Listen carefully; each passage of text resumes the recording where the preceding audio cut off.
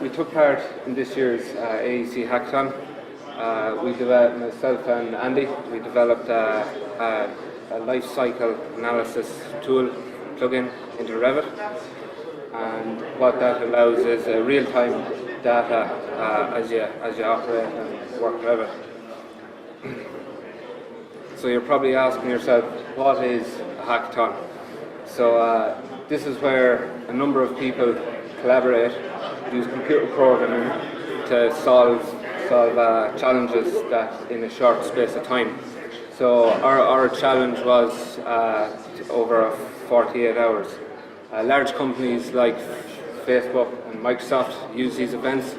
For example, Facebook developed the like button, as we all know.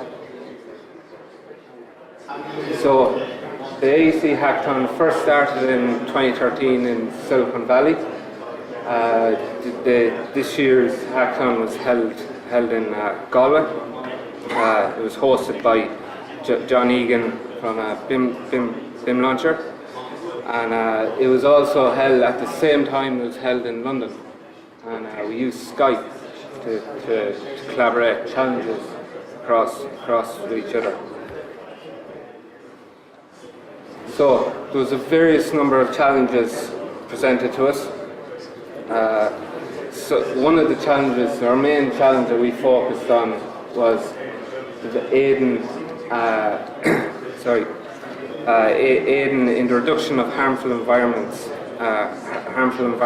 effects caused by the construction industry. Construction industry has a large effect on the environment. Every product that has through its whole cycle has a large effect on and damage the environment. So we started looking at ideas how we could work this. So one area that we looked at was a steel cut optimizer. So this, we would use the Revit model, extract the steel length out of the Revit model, and come up with the optimum length for cutting up the various steels. So we found this wouldn't be practical in the real world, and the data was already in the Revit model, which could easily be pulled out. Another idea that we looked at was smart buildings. So we gather all the information together from to produce a smart building.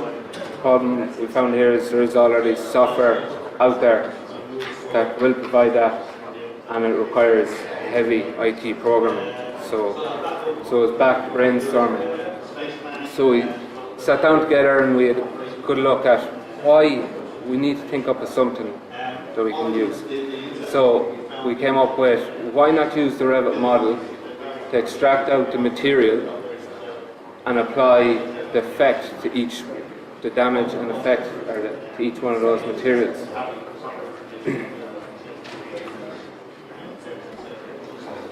So with that in mind, it's the life cycle analysis we looked at.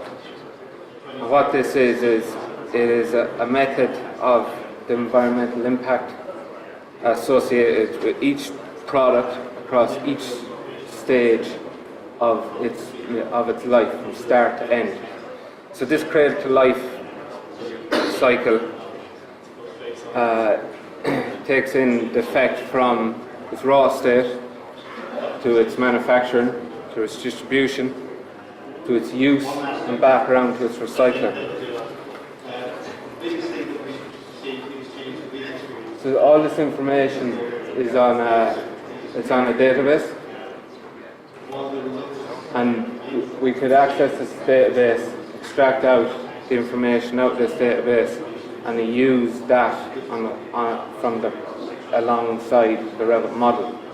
So say for example, concrete, we'd extract out volumes out of the Revit model, apply the effects of that material, and then run that through Excel, giving us live feed of our impact. So I'm going to hand you over now to Andy, our teammate, and he'll talk you through the software side. Afternoon, folks. My name is Andy McNamara. I'm a lecturer with GMIT in Galway, where I lecture on their multi-award-winning higher diploma in Building Information Modelling. So far we've come up with the idea as to what we could possibly do to calculate a building's environmental footprint and the environmental impact factors in real time from a Revit model. The next thing we looked at was what do we actually need to carry out this life cycle assessment. And we need a couple of different things. The first one being the volumes of each material we use. So throughout this I'm going to use a concrete block as the example. So if we look at a concrete block, what's the actual volume of that material and the mass? We need environmental impacts for each of these materials. So I need to know how much 1 kg of concrete block, how much CO2 that produces, how much sulfur, how much nitrogen dioxide. So these are all factors we're going to look at as part of the life cycle assessment. So all this information is taken from the life cycle inventory, that database Ian spoke about, with all the impact factors. We also need to know the density of each material, so we get that from the life cycle inventory as well. The next question was, how do we get this data? So we build these sometimes incredibly detailed models that are full of information and data, but it's not in the format that we can use. So we need to figure out a way to get the information we need from the model into a format we can use so that we can further analyse the information. The first one is the material volumes. It's available through Revit, it's easily accessible in Revit. How do we get that in a format we can use? So we use Dynamo, it's a graphical programming tool which we'll look at in a second, to extract the quantities from Revit, bring them through Dynamo and insert them into Excel where they can undergo further calculation. Outside of Revit, what do we need to conduct a life cycle assessment? So we need the environmental impacts and the density of each material. So again, these are available through the life cycle inventory database, such as Gabby is one such company that works with these. This is at a weekend, it's a 48-hour event, so this was a Saturday afternoon, and we didn't have access to a life cycle inventory. And the majority of the large life cycle companies, you need to contact them directly to get a trial. We couldn't use a trial, we didn't have time to get that. So we created our own life cycle inventory. We went to different manufacturers' websites and data sheets to get all the information we needed for about 15 or 20 commonplace construction materials. The result? So you can see we have a number of different factors. So if we look at the concrete block, concrete masonry units, the third one down, we can see we have the sulfur dioxide, the acidification potential, the eutrophication potential, global warming potential, so CO2, greenhouse gases or ozone depletion, CFC, and then smog potential. So how much of these factors or these chemicals that are produced from the production of this blockwork through its building usage and then through demolition. But worth noting that these values are only for the production of the materials. Without knowing a site or without having a bit more time, you can't actually calculate the life cycle, taking into account travel, how it's used in the building and how it's demolished. So we have everything we need: material volumes, environmental impacts of each material, and the density of each material. So we're going to use Dynamo to bring this information together into Excel where it can undergo further calculation. So what is Dynamo? It's a free open source graphical programming tool. It links into a number of products, one of those being Autodesk Revit. So it allows users to access the Revit API, so that application programming interface, or the code behind Revit, without actually knowing how to code. It uses graphical elements like this node we see in the top right hand corner, and it's extremely useful for bulk manipulation and automation. Just to run through quickly how it works. There's three parts for Dynamo node. We have the name and the category. We have ports, so inputs and outputs on the right. Generally you feed in information into a node on the left. It undergoes, the node carries out its duties and it makes changes to that information, and it passes out its information to the right. And then we have the actual main body of the node. Just to show a quick example as to how this would work, that node is point by coordinates, so it creates a point at specified coordinates. So if I fed value 0, 0, 0 into that, it's going to create a point with an x, y, z of 0, 0, 0. So we can join these up. Notice how it's all done graphically. So we can see our results on the right. And I'm going to join these into the x, y, and z parts of this node. We'll have to see some basic maths. 7 plus 4 is going to give us 11. We join these up. So this will have created a point at that specified point in our model. We then have number sliders that we can update and change. So this gives people who don't have a computer or a coding background the ability to create complicated add-ons in the likes of Autodesk Revit. This is as basic as you get. They become a lot more complicated as you go along. So we use Dynamo to essentially bring these pieces of information together. So to begin with, we have a Revit model, and again I'm going to use a concrete block as an example. So we look at our walls in our Revit model, and we're going to pull out each material for those walls. So in this case we have the concrete blocks, insulation, plaster and render. We're just going to look at concrete blocks. So we pull out the material volume of concrete blocks used in this model. On the Excel side, which we look at some examples of this running in a few minutes. On the Excel side, we have our life cycle inventory, so all the environmental impacts of each material. And we needed to choose concrete blocks and get the density of that concrete block. So now we have both the volume of concrete blocks, meters cubed, and the density, which means we can get the mass and work out exactly what the mass or how many kgs of concrete blocks we have.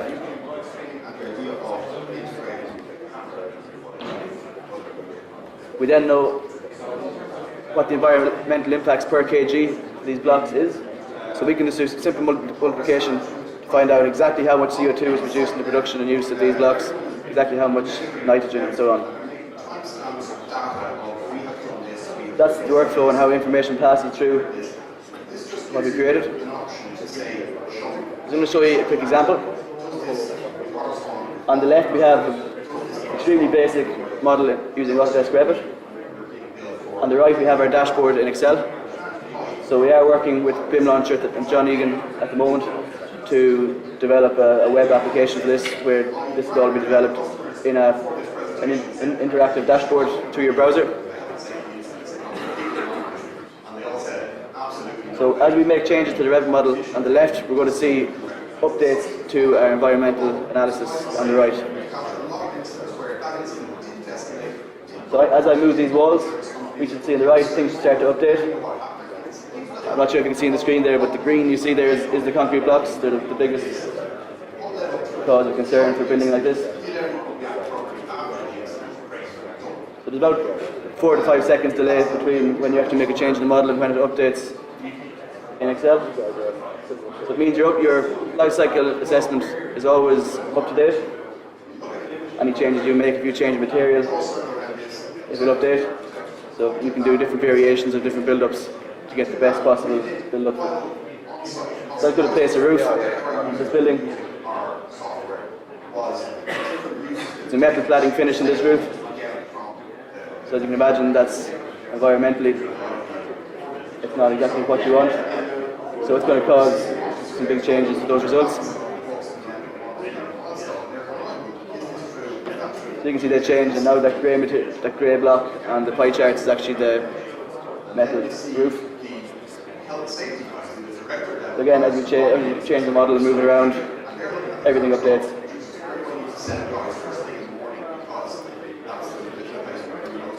This is the initial concept we came up with. We were finished with a bit of time to spare, so rather than using Dynamo, we decided to build out an add-on for Revit. Dynamo can be unwieldy when distributing it between multiple staff, and just for other users, it can be awkward for people to use. So, I'm not sure if you can see there, we have our AEC Hackathon tab at the top of Autodesk Revit for our add-ons. And we have our LCA, so Lifecycle Assessment Analyzer. So when we click on this add-on, we get this is what pops up. So this allows us to select the Excel file we're going to use as a template for the analysis. We can choose what information do we want to transfer across. We can choose windows, floors, walls, roofs, and doors. And then we click OK. So this is going to transfer all the information into Excel. And just see a quick example of this running. We go to our AEC Hackathon toolbar, slightly cropped on screen there, I'm not sure if you can see it fully. We select our Lifecycle LCA Analyzer.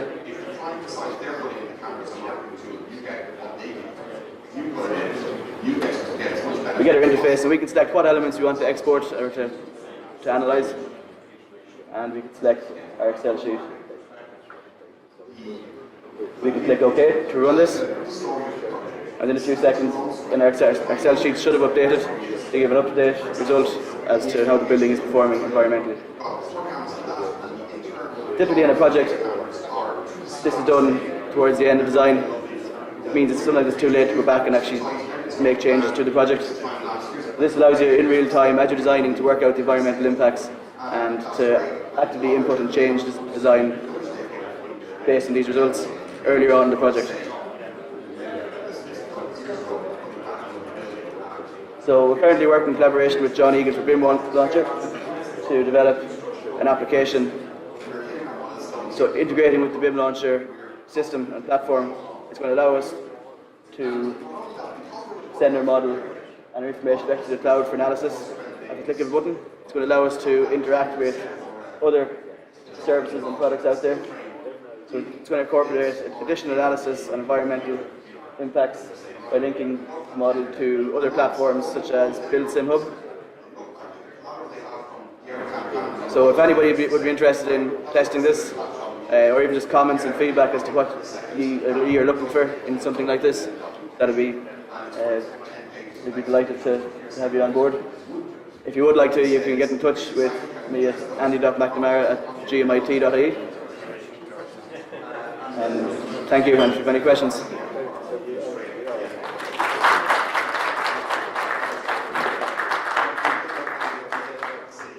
Any questions for Andy or Ian?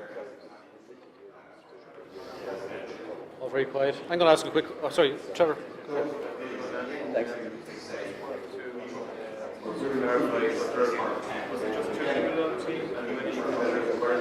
So the Galway AEC Hackathon has been run in conjunction with the London one. We've been run together. So we had the same task for each of them. People working at the same time, just in two different locations. So it was myself and Ian on a team. There wasn't a huge amount at the Galway one. There was a good few at the London one. How many of us at the Galway event? Yeah, so 15 there at the Galway one. The London one was close to 30 or 40, was it? Yeah. So we were all working on the same challenges, different groups, 2s, 3s, 4s, and we ended up winning the overall prize for both the Galway and the London events. So we were pretty happy with that.